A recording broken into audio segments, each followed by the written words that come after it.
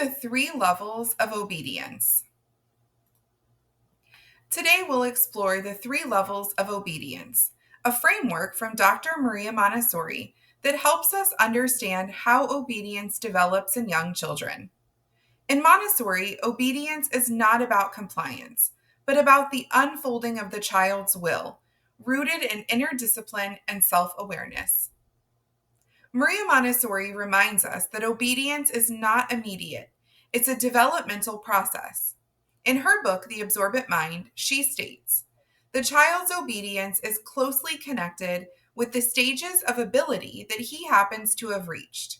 To carry out an order, one must already possess some degree of maturity and a measure of the special skill that it may need.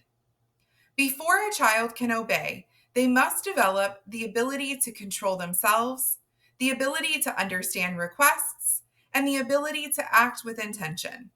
Obedience isn't forced. It unfolds naturally as the child matures. The first level is unconscious obedience.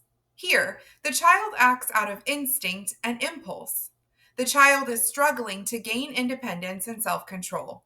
They may seem disobedient, but it's not willful, as their will is still forming.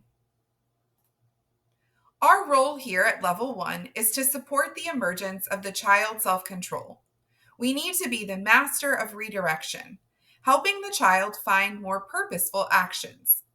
They're not ready to obey consistently yet.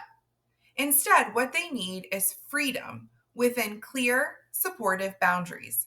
They need help to do it themselves. Level 2 is where most adults breathe a sigh of relief. As children enter the stage of conscious obedience, they begin to follow directions. Whew.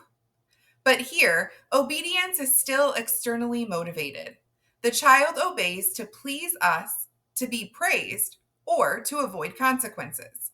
It's a sign of progress, but not yet full inner discipline.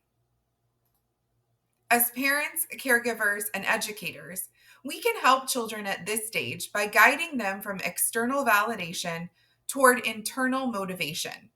We can acknowledge their effort, ask reflective questions, and model joy in doing what's right for the sake of what's right, not just what's rewarded. The third and final level is conscious discipline, guided by inner discipline. The child now does the right thing because they understand its value.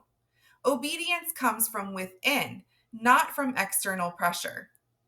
They act with joy, choosing what's right for themselves and what's good for others. To recap, obedience is a journey.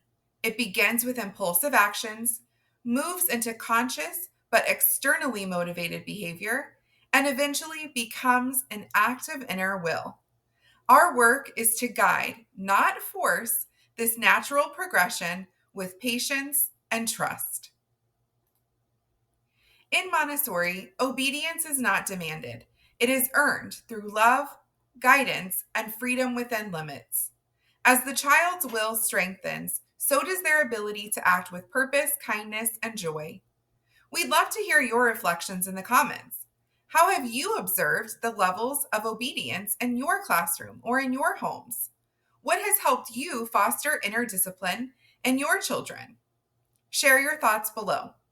And don't forget to subscribe and follow us for more Montessori insights. Until next time, may your work be grounded in patience, presence, and trust in the child. Have a wonderful day.